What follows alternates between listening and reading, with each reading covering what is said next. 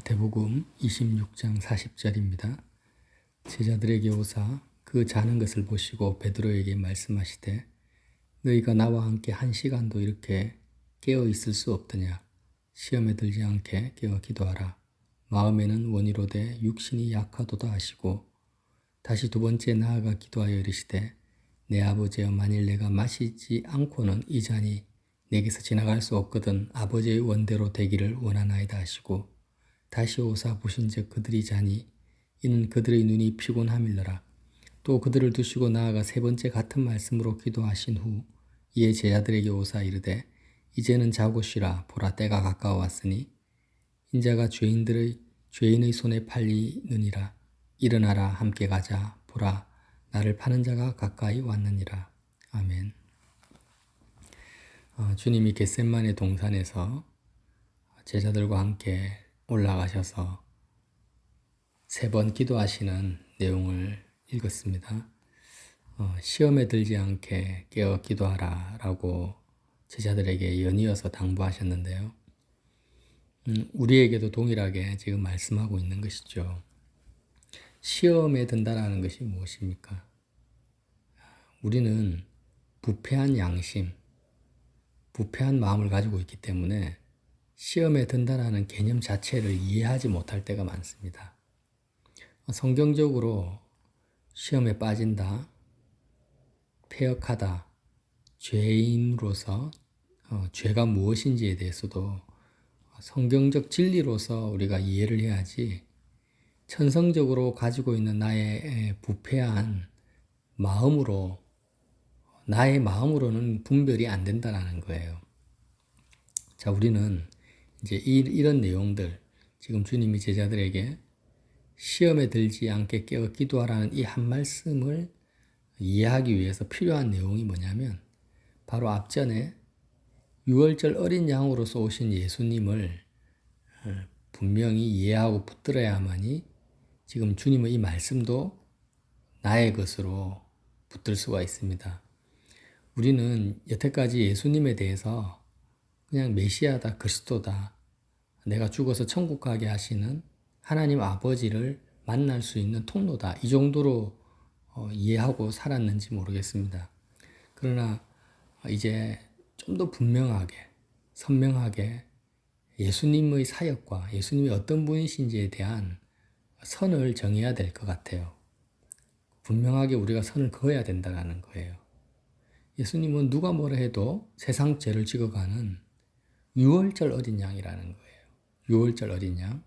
유월절이 무엇입니까?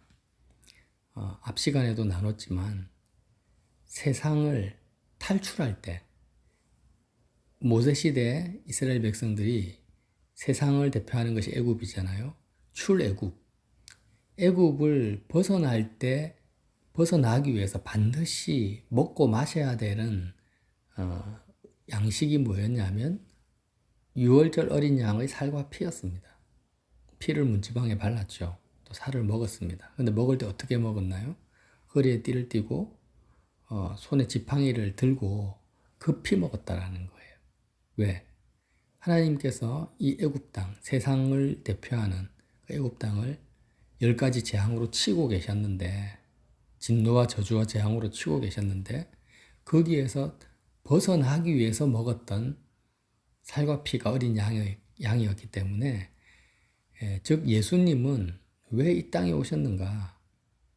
눈에 보이는 이 세상으로부터 우리를 탈출시키기 위해서 오셨다라는 거예요. 이 탈출이라는 것이 구원입니다. 왜 탈출시키려고 했냐?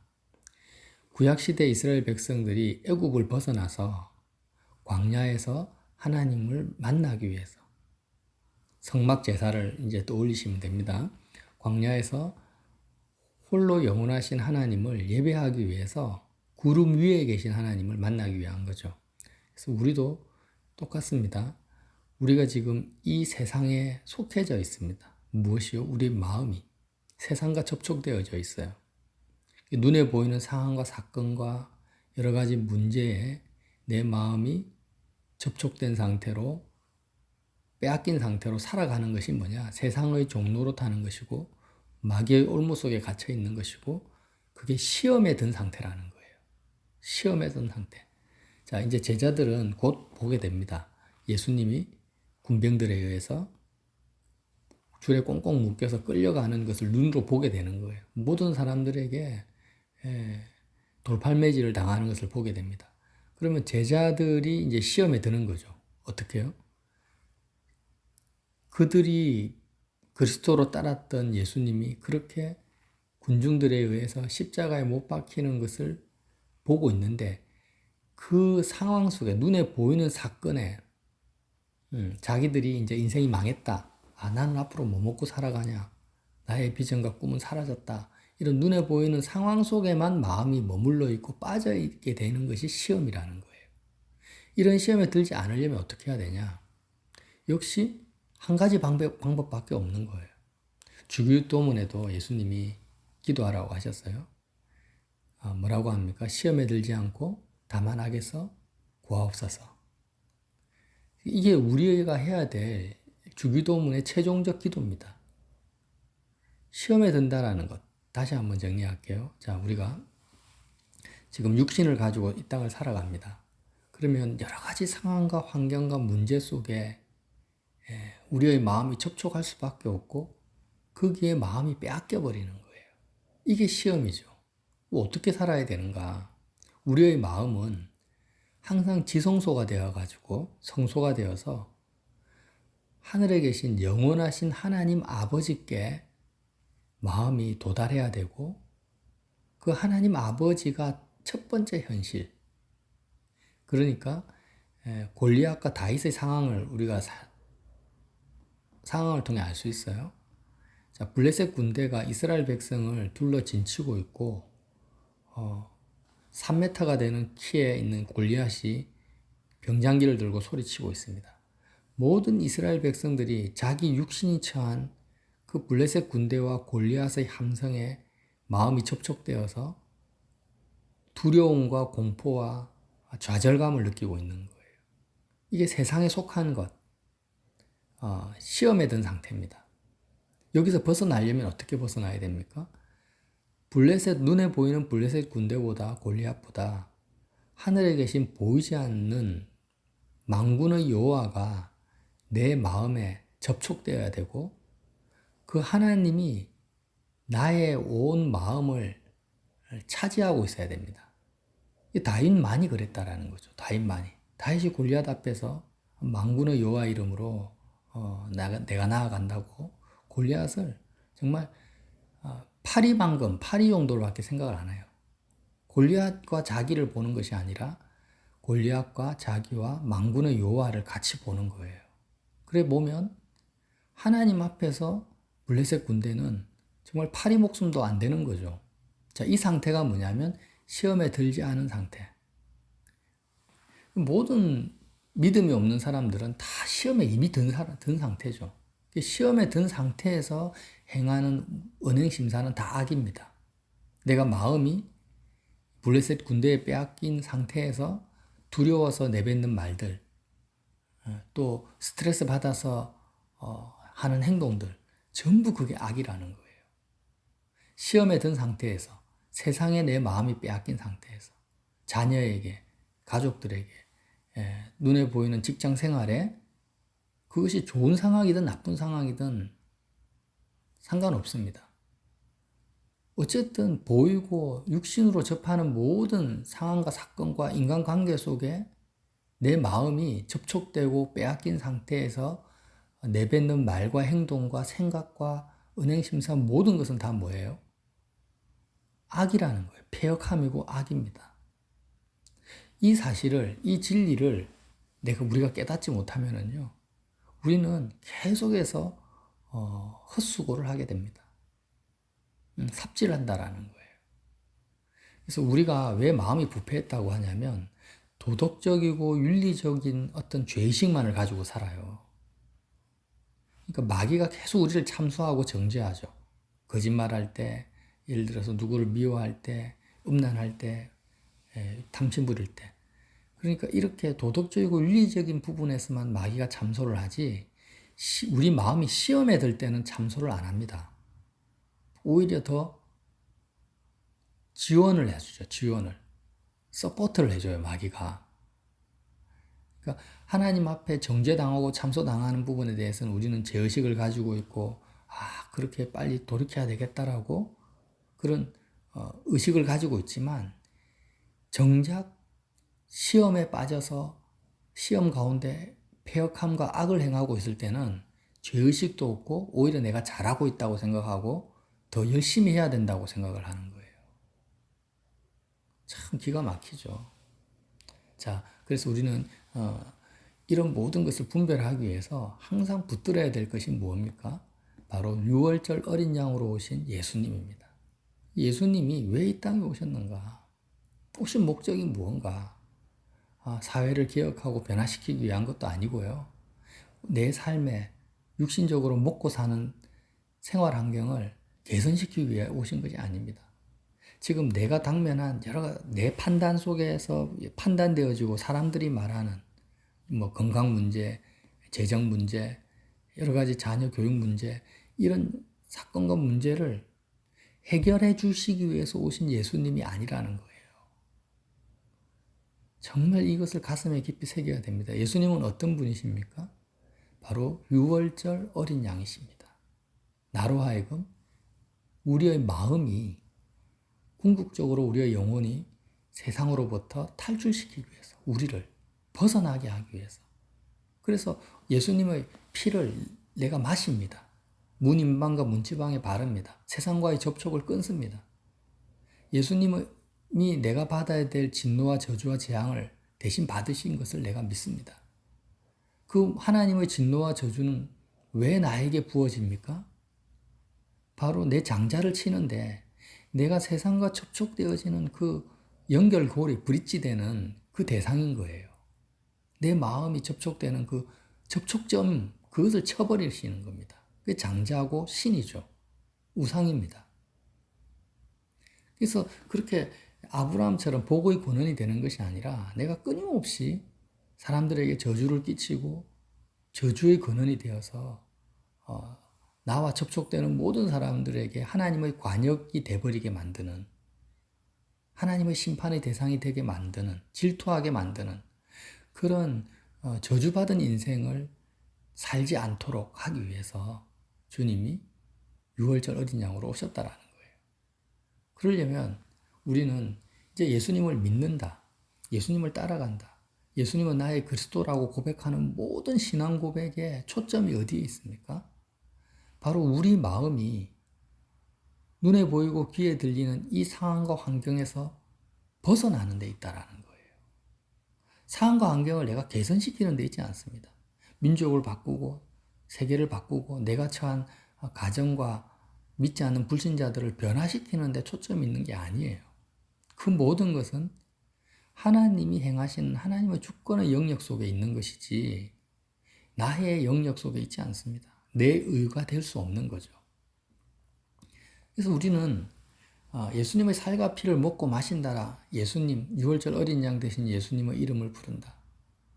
이 모든 것에 대한 목적성이 이제는 선명하게 정리되어져야 되는데, 저와 여러분이 어떤 환경 속에 있든지 간에 거기서 탈출하고 벗어나는 데 있다라는 거예요.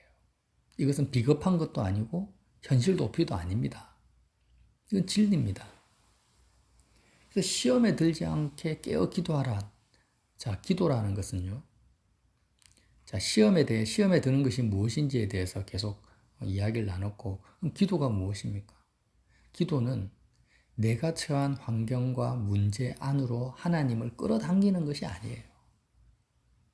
내가 이 어려운 몸이 아프다면 건강 문제가 있잖아요. 그러면 바로 판단이 되죠. 우리는 빨리 내가 몸이 건강해져야 되는데 하면서 나는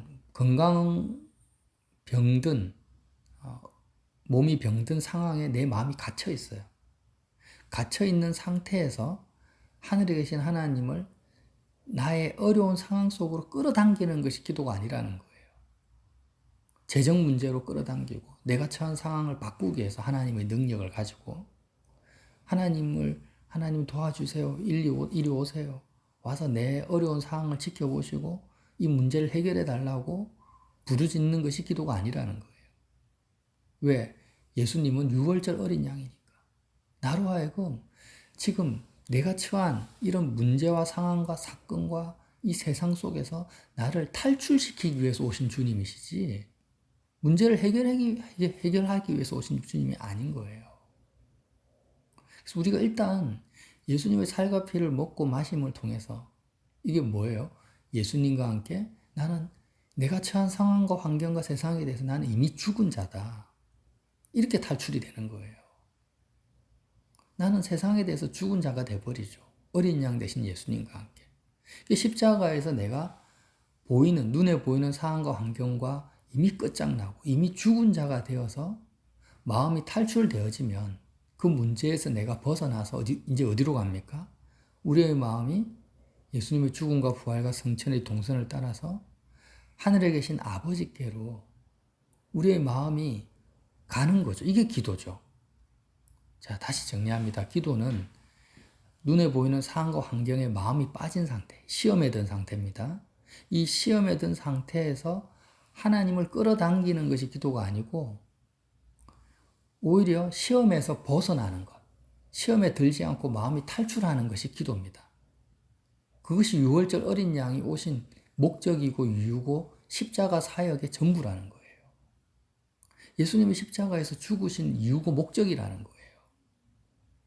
근데 이렇게 내 마음이 시험에서 빠져나와서 눈에 보이는 상황과 문제를 그대로 놔두라는 겁니다. 해결하려고 하지 말고, 그것을 사람을 바꾸려고 하지 말고, 상황을 개선시키려고 하지 말고, 그냥 내 마음이 세상에 대해서 끝장나고 죽는 거예요. 그리스도의 죽음을 나의 것으로 붙들고 나는 그 모든 어떤 상황이라 할지라도 블레셋과 골리앗 같은 군대가 나를 진치고 있어도 내가 블레셋을 정복하거나 골리앗을 죽이려고 하는 게 아닙니다. 일단은 빠져나오는 거예요. 빠져나와서 만군의 여호와, 하늘에 계신 여호와 하나님을 내가 체감하고 실감하는 단계로 가야 된다는 것입니다. 하늘과 땅의 주인 되신 우리 하나님, 인간의 생사복을 주장하시는 그 하나님을 내가 나의 첫 번째 현실로, 나의 생명으로, 나의 실질적인 영원한 소유, 유일한 소유와 기업으로 내가 가지고 누리는 그 단계가 우선되어야 되지, 내 마음이 눈에 보이는 사건 앞에 머물러 있는 그 상태에서는 아무것도, 어떤 일도 일어나지 않는다는 것입니다. 그래서 주님은 하나님과 우리 사이의 유일한 길이 되시는데 바로 유월절 어린 양이다. 너무 중요한 진리죠. 이 진리를 이해하지 못하기 때문에 계속해서 우리는 기도를 어떻게 생각해 왔습니까? 자꾸 하나님을 끌어당기는 거예요. 성령도 끌어당깁니다. 그래서 임재 찬양도 조심스럽게 불러야 됩니다. 임재 찬양을 우리가 부를 때 자꾸 하나님을 끌어당기죠. 하나님 이곳에 오셔서 이곳에서 주님이 다스려 달라고. 물론 주님은 이곳에서 오시고 임마누엘 하시고 다스려 주시고 함께 하시지만, 그러나 기도의 본질은 뭡니까? 내가 하늘에 계신 아버지께로 먼저 가는 거다. 무엇을 통해서요? 유월절 어린 양 대신 예수님의 살과 피를 먹고 마심을 통해서 내 마음이 세상을 떠나서 출애굽해서 하나님께로 가는 거다라는 것을 말씀하시는 것입니다. 그래서 주님이 제자들에게 시험에 들지 않게 눈에 보이는 앞으로 펼쳐질 그런 사건에 너의 마음이 함몰되고 빼앗기지 않도록 뭐 하라고요? 기도하라. 하늘에 계신 아버지께로 빨리 탈출해서 가라는 거예요. 깨어 기도하라는, 시험에 들지 않게 깨어 기도하라는 의미가 이거예요. 그래서 우리는요, 예를 들어서 청년들이 면접 시험을 보러 갑니다. 그러면 면접 시험에 갔을 때 뭐가 시험에 드는 것입니까?